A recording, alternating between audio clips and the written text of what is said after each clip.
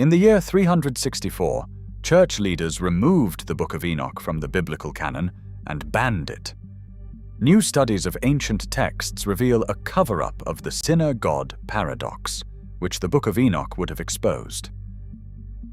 To understand how a sacred text vanishes, we must look at the physical network that controlled the written word. In the centers of the ancient Mediterranean, professional scribes worked inside state-supervised scriptoriums. This is where the Christian canon, defined simply as the collection of writings recognized as scripture, took its physical shape. According to modern reconstructions of this process, these copyists filtered the texts they transcribed. Under imperial oversight, scribes allegedly compared manuscripts line by line, executing centralized policies on which scrolls deserved preservation and which deserved elimination. In this dramatic thesis, an early copy of the Book of Enoch, written on a heavy leather scroll, became a target of these editors. The text, containing detailed descriptions of stars falling to the desert floor, existed as a widely read manuscript, yet it began to disappear from official copying lists. This theory suggests a coordinated, top-down purge. Scribes working in stone libraries supposedly received written imperial decrees from Rome, ordering them to cast the unapproved parchment sheets directly into open fires. But the paper trail of history is rarely so neat. While no primary Roman decree ordering the burning of this specific text survives in the official archives, the physical absence of the manuscript in the West remains a real anomaly. The reconstruction envisions these copyists completing their work at the hearth, unaware that some manuscripts were already being smuggled into the shadows. To find where this trail leads, an investigator must look past myth and examine the cold survival of historical records. Inside quiet, modern archives, digitized microfilm rolls are threaded onto glowing light boxes. The search for a formal church ban leads to a regional gathering in Asia Minor, the Council of Laodicea, conventionally dated to 363 or 364 AD. The actual documents reveal a more precise, bureaucratic reality than popular conspiracy suggests. In the surviving Greek manuscripts, Canon 59 establishes a strict rule. Only authorized books of the Old and New Testaments may be read during church services. It bans private psalms and uncanonical texts without ever naming the Book of Enoch. A secondary list, known as Canon 60, does enumerate permitted books. Yet modern textual analysis reveals a critical flaw. This list is entirely absent from the earliest Greek manuscripts. It only appears in Byzantine copies compiled centuries later, leading historians to suspect it was added by medieval scribes. Even in these later copies, the Book of Enoch remains unlisted, its omission silent rather than active.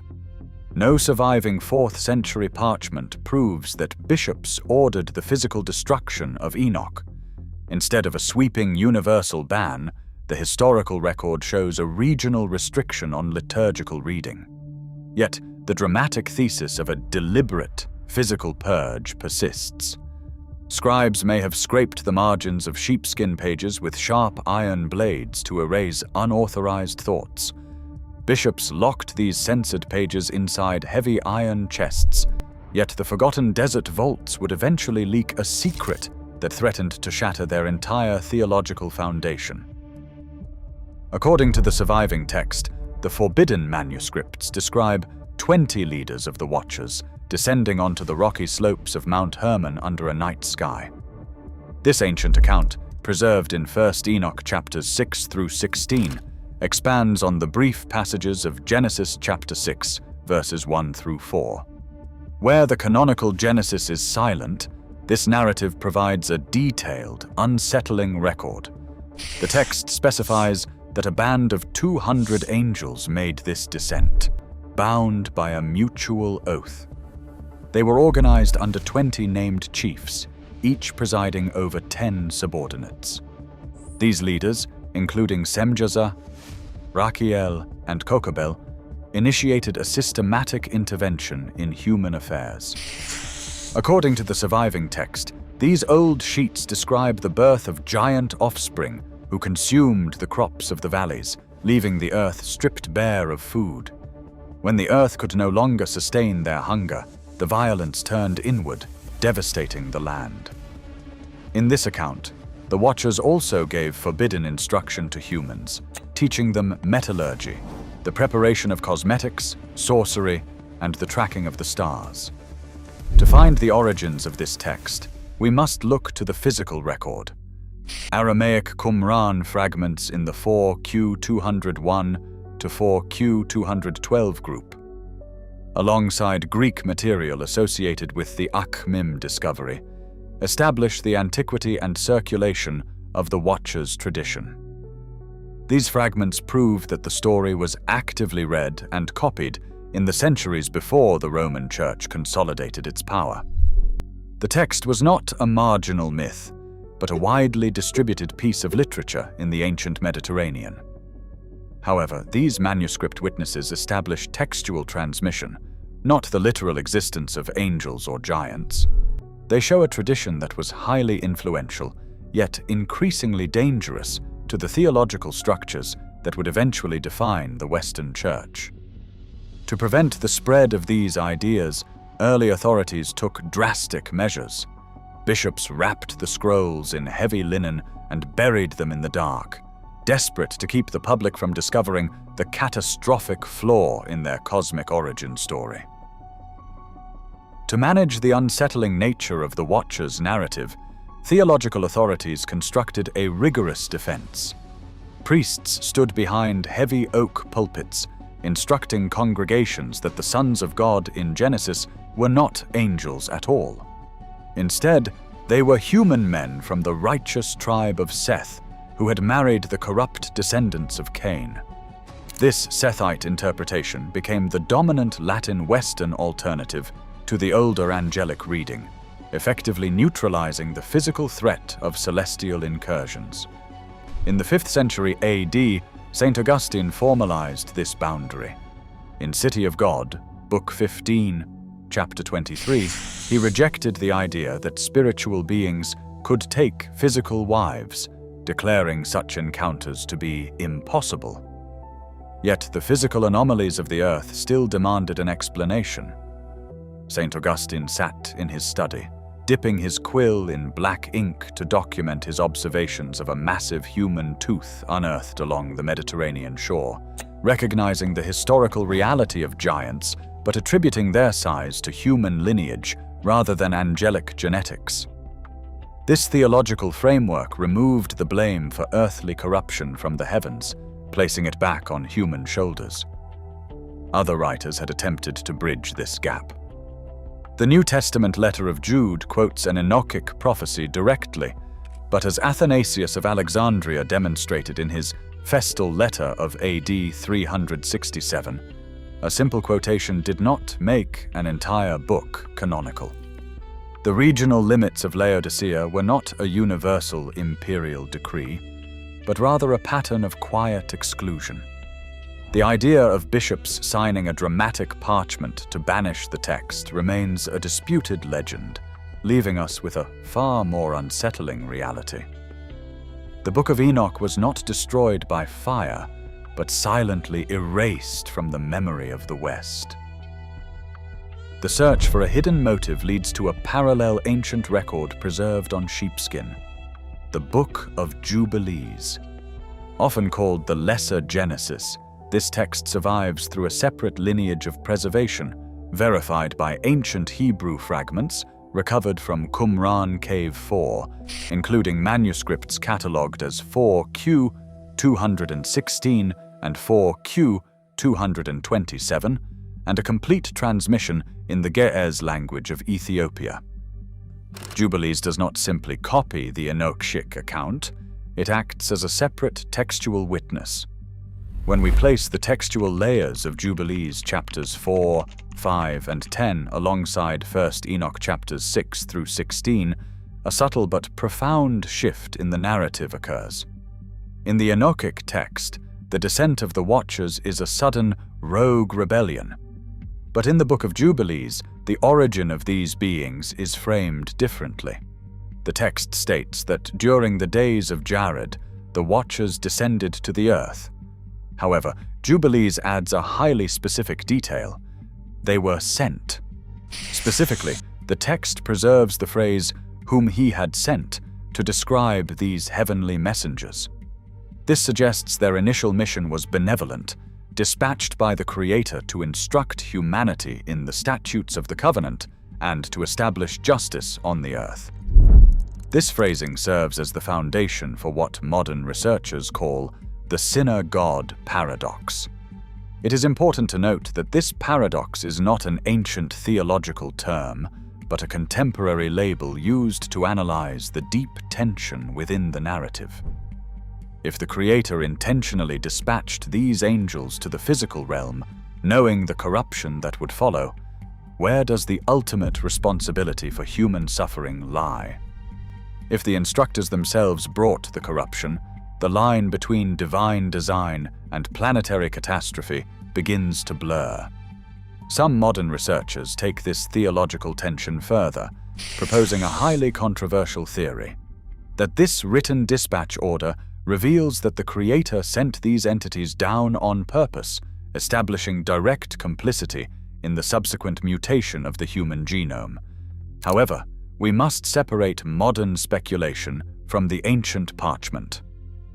No surviving historical source, Greek, Aramaic, or Ethiopic, describes a genetic mutation, or DNA alteration in scientific terms. The idea of a physical genetic conspiracy remains a modern interpretive framework, an extrapolation that exceeds the literal limits of the surviving texts.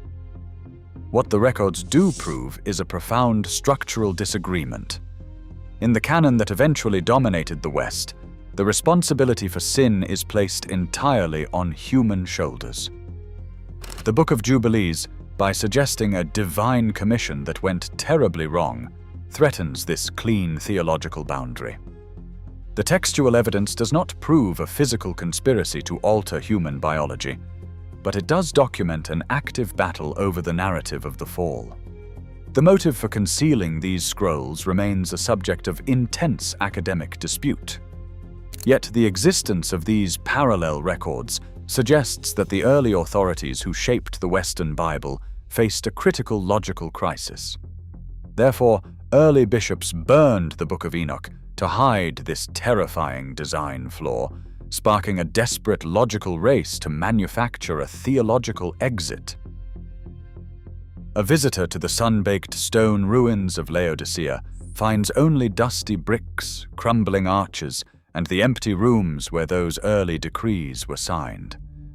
Archaeology can establish this physical setting, but it cannot convert an absent artifact into proof of official intent. This quiet trail is limited to omissions, competing interpretations, and surviving textual witnesses. It is not, by itself, physical proof of erased pages. Instead, the battle moved to philosophy. The free will defense holds that created beings possess meaningful choice and must bear the sole responsibility for their rebellion. In this view, permission and authorship remain distinct. Allowing the possibility of evil is not the same as causing it. The ink on those ancient sheets has faded, but the written defenses drafted by early theologians still sit inside modern, leather-bound catechisms.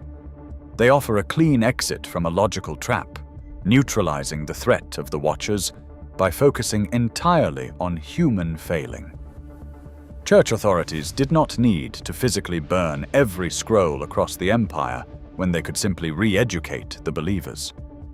By redefining the fall as a purely human mistake, they built a theological fortress that protected the perfect nature of the Creator, even as the older angelic records continued to whisper from the margins. Scribes dipped their quills in black ink to write the free will loophole, shifting the entire blame onto humans, while leaving a quiet trail of evidence that they could never fully erase. To understand how a text survives absolute erasure, we must look to the edges of the ancient world. The universal ban imagined by modern conspiracy theorists never fully materialized. In the highlands of East Africa, the Ethiopian Orthodox Tewahedo Church quietly preserved the complete Book of Enoch and the Book of Jubilees in Ge'ez manuscripts, keeping them central to their scriptures for over 1,500 years. This survival was highly localized. Other hidden libraries, like the Gnostic papyri discovered at Nag Hammadi, contain a completely separate body of alternative mystical writings. They do not contain Enoch or Jubilees. Instead, the process of canonical exclusion functions much like a modern declassified file. When a government releases a heavily redacted document, we do not find a record of what was destroyed.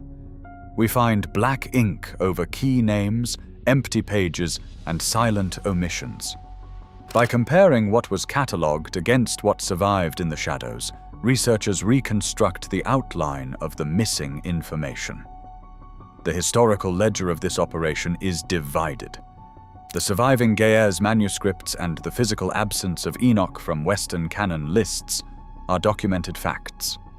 The original meaning of the word, sent in Jubilees, and the exact medieval origin of the Canon 60 list remain highly disputed. But the claim that Rome executed a coordinated genetic cleanup to mask a flawed creation remains an interpretive theory, an attempt to make sense of a silent paper trail. By locking the original records inside heavy iron chests, the early church hid the sinner-god paradox, leaving a silent paper trail that still operates in the shadows. The stone halls of Laodicea have crumbled into dust, but the parchment those bishops signed in 364 AD remains the most successful cover-up in human history. The question is no longer what they burned. It is what is still operating in our bloodlines today. If you want to go deeper into the declassified files of the Gnostic archives, that video is on your screen right now. Click it. The dust of Laodicea settled centuries ago, yet the architecture of institutional control remains fully intact. Today, we still live in a spiritual reality curated by ancient decrees. The threat is no longer what was removed from the scroll, but how those deliberate gaps still govern what we are allowed to believe.